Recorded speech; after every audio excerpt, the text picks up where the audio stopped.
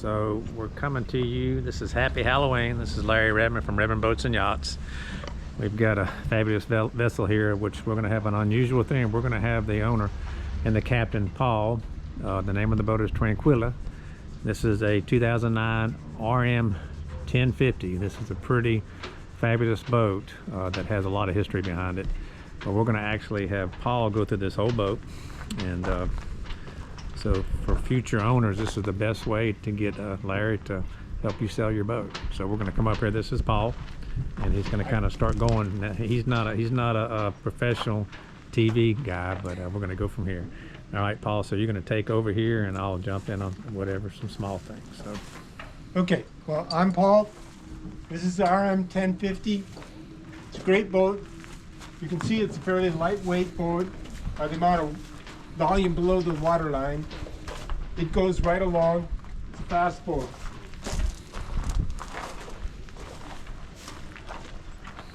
It's unique in that it has bilge keels. Gives it a relatively shallow draft, but it has lots of ballast stability. Those are heavy keels. Good performance. It's a fast boat. Rudder is a high aspect, and the intent is that this boat can potentially sit on the two keels and the rudder if it was, you know, the tide went out and something like that. I've never done it. I know it can be done, but it's good to know that in case it grounds, it would be a stable platform and it wouldn't rest on its side. What's that? You have a question? Let's talk about the propeller. Yeah, here. that's a very nice propeller. This is a Gory propeller, folding. I have a fixed propeller that was on there originally, and it made the boat kind of slow. This really speeded it up, and it's a larger, slightly larger diameter. There's a lot of power comes out of it, and yet it's fast when it's folded. Good performance. Another thing that comes right out of it is it has a wind vane autopilot. This is a real good one in that there's not much mechanical systems that are out in the elements, and it works by when the wind changes direction. This changes the orientation, and that gives you your force. Very broad transom. Gives it a lot of form stability when going downwind. It really cooks right along. I don't know, we got solar panels there. I think those are two 150 watts, and that one there is probably like 100 watts. It does plenty, and in fact, the solar system is enough to keep the whole system going, provided there's sun. And normally, where I am, there is. Let's go on up.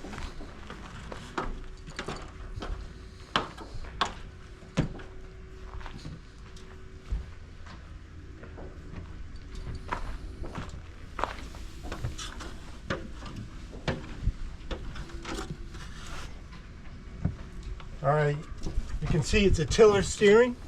I like tiller. You can definitely feel the performance, and you can get quick response if you want to make it turn quickly while docking or anything like that. If you look over here at the Dodger, this is a brand new Dodger last year. The windows are down here, and they're not installed because they degrade in sunlight, and it's been in storage, but they're in perfect condition. Everything's brand new. It's a nice Dodger. It has the ability to roll down a window to get breeze going through it if you want it. I have a battery charger system on the engine battery so that it keeps topped up. There's also a house battery system that's real powerful. We'll talk about that later. Up here, we got the windlass, anchor chain, spare anchor. There's a control here for the windlass, standard hand control, but there's also two wireless ones, so that when single handing, you can drop the anchor or pull the anchor and run the controls from aft. Brand new Rockna anchor, 35. All the controls are on the mast. There's no lines led aft other than the roller furling. This is the Genoa, and this is the staysail roller furling. The spinnaker pole, asymmetrical spinnaker, goes up and down on this track. It's easily deployed and or pulled in. Self-tailing winches on the mast for the halyards, jib, and main. The main has it's a big main. It's your main sail, full battens, big battens. Everything's on batten cars, and it's very stout. And let's see, I don't know. We have Yeah, window covers. You have them on that side. we have You window them covers on this side right now. I took them off on this side so that you'll be able to see the amount of visibility and sunlight you get down below. But it's got a big doghouse right here for, well, we can go inside, eh? Right? Yep. You got your window covers right here. You got opening here. That's your window. Really flush. Okay. We should talk about the instruments a little bit. Raymarine chart plotter, knot meter, depth meter, wind direction and speed. So Paul's tall. I'm 6 foot. How tall are you, Paul? I'm a 6'1". 6'1". So you'll see the room down here that Oh yeah, we have. There's plenty of room for. That's one of the things I looked for when I was buying is you got to stand up down below, and you can see. I can stand up. I can stand up down below, and actually, one of the things you should look for. Look at that. There's a lot of view out this doghouse here, and it's perfect for keeping watch while you're en route on passage, and also for monitoring your sail trim. You can just duck down and check out your sail trim real easily, and I like that feature. This is a nice spot to steer or to keep watch when you're at sea. So you single sail a lot, don't you? I do. I single-handed from Martinique to Brunswick, Georgia 2 years ago. I went from, in January I left and arrived in February. It's about a 20-day passage, 2,100 miles, and wintertime passage, so I had plenty of weather, and the boat did great. I actually sailed a lot of the time with a first or second reef and the staysail. And I didn't even run the Genoa much because plenty of wind. So let's start in the back. You can kind of start with the what you call the garage. Yeah. Well, the garage is nice. This is got a lot of volume inside it, and back here, you see, there's a wind turbine. There's a wind turbine here that would normally fit back there. I don't like it, and I don't think it puts out enough for me. So I've got it down below here, and I would substitute some other things. I would put a composite shaft to hold it and so forth. Below decks autopilot, a nice one. Raymarine Smart Pilot works beautifully. Fuse box, switch box for the power, shore power, switching for the batteries. Charge controller for the wind turbine here. So all you really have to do to use the wind turbine would be to mount it up. Charge controller for the solar panels, and a diesel heater here for cold weather. We don't get that much around here, but for the northern climes you do. This is a pump for pumping your oil, and below here there's a supplied air breathing system for diving, and it runs on AC, and so it's nice for when you want to do like snorkeling depth kind of things. It gives you like 100 feet range, and maybe more, maybe 150. But it draws quite a bit of power. The house batteries here are really good AGM batteries. There's 4 of them. And then the engine battery is back there a little bit.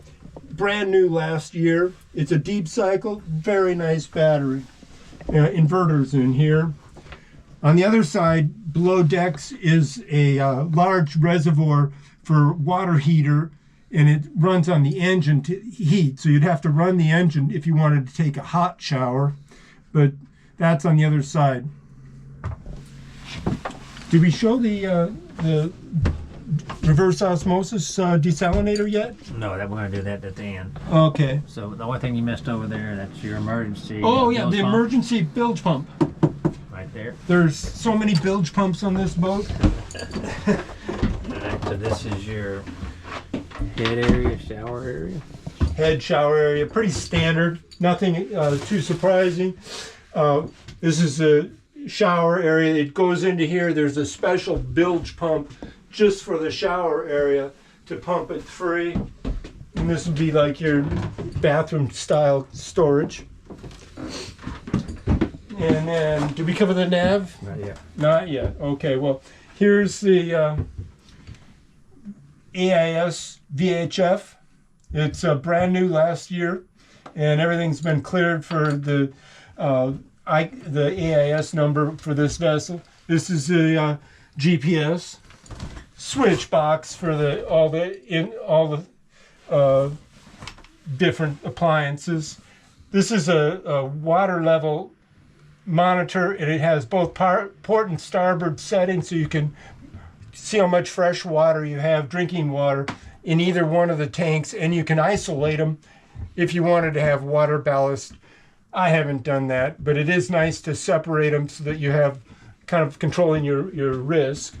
And then the diesel standard tank monitor. Then handheld VHF.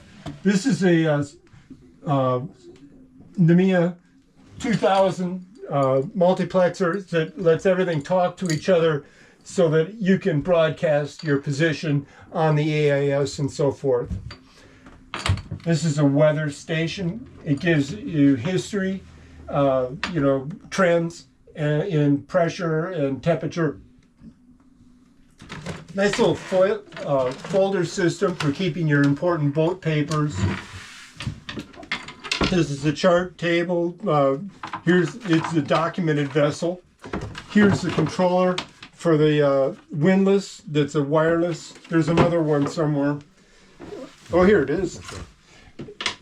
So there's 2 that you could be anywhere you want and control that windlass and bring your anchor up, so solo anchoring is a little bit easier. Okay, before we go forward, if people aren't familiar with European electric, you can see this European plugs down here, and Paul explained how this thing is wired. Okay, yeah, well, that isn't any too complicated. There's just 2 small inverters, and one inverter is for the European, the other inverter is for the United States, 110, 220, and whatever systems are running on 220, if you had them, you could run, there's another outlet here, out to control for the heater, but yeah, this is the European outlets from the European inverter system. Side of the boat. Fantastic. Okay, we'll go forward now. And, all right. This is actually a nice unit for just climbing on board.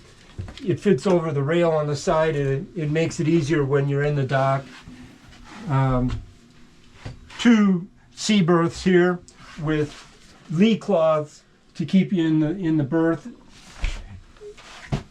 And should we start going through the? yeah, just kind of point up on your sails up front. Oh yeah. Here's a brand new sail last year. This is a stay sail.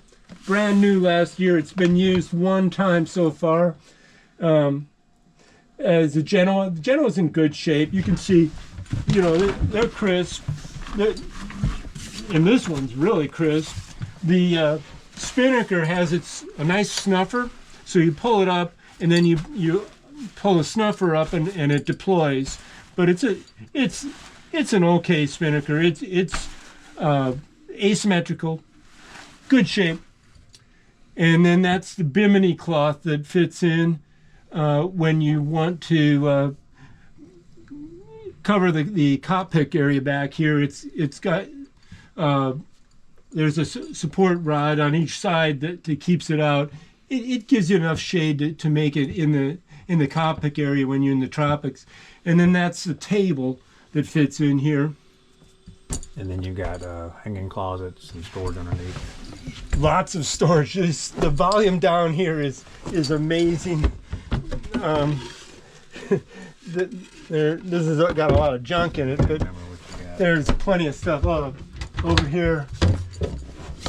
Yeah, these are like the covers for the mattresses and so forth. Incidentally, all the fire extinguishers are new last year, so it's all, Coast Guard. Everything is okay. It would pass your test. All right. Yeah. Lots of storage down below. This stuff is. I haven't even assigned anything to this area.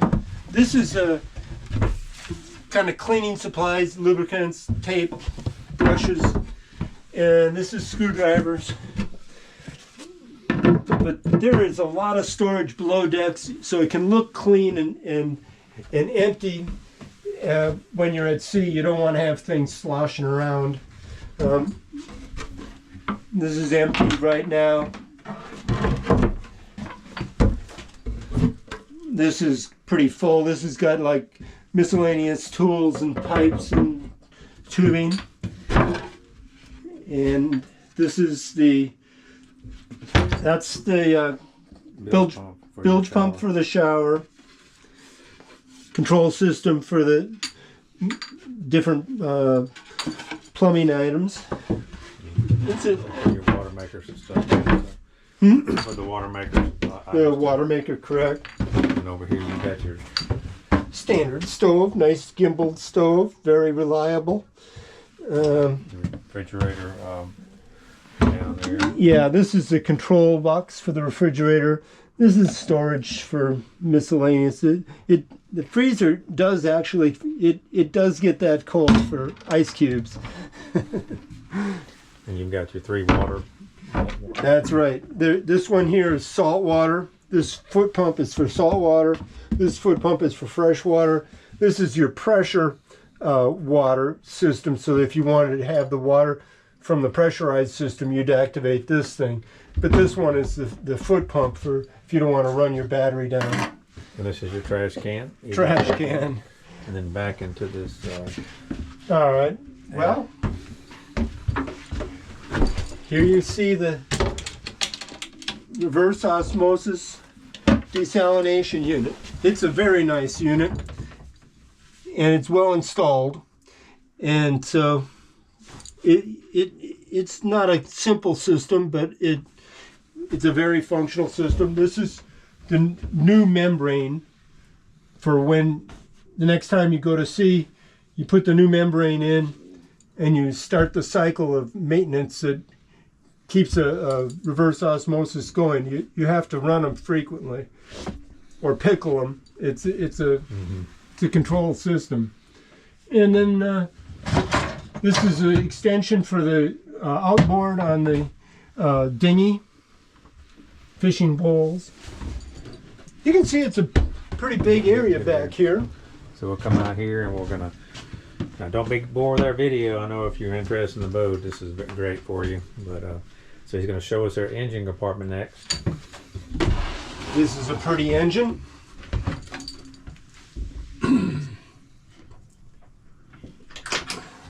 I got the light on in there. I'll hold it up a little bit higher.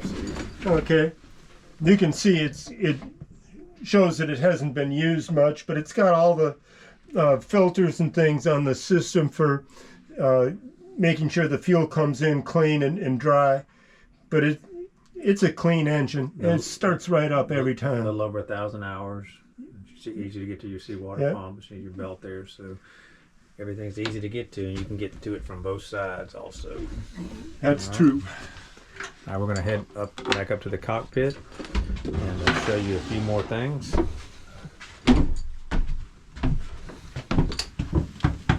Right. We should show these lockers back here. All right, going left to right. Here's a spare propane, and then this is a hose and a control for the pressure water. You can do a wash down after you've been diving, and so you just open this and then release the water, and you can wash down out here rather than go down below in the shower or anything like that.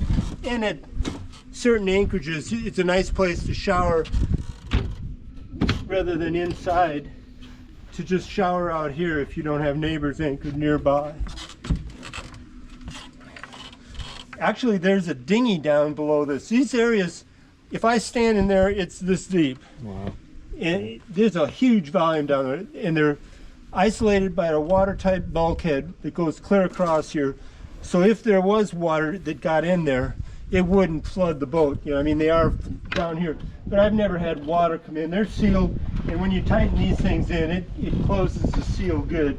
But that's where I have also my spare fuel cans, whatnot, chairs, cushions for here. These are cushions for the cockpit.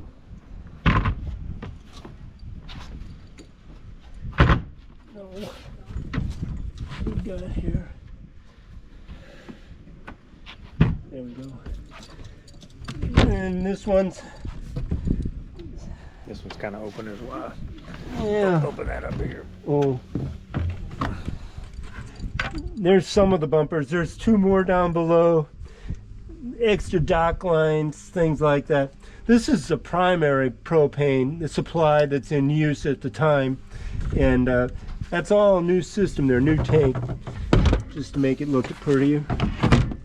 Yeah, that's not shut, that's why. All right, so that's a fantastic walkthrough.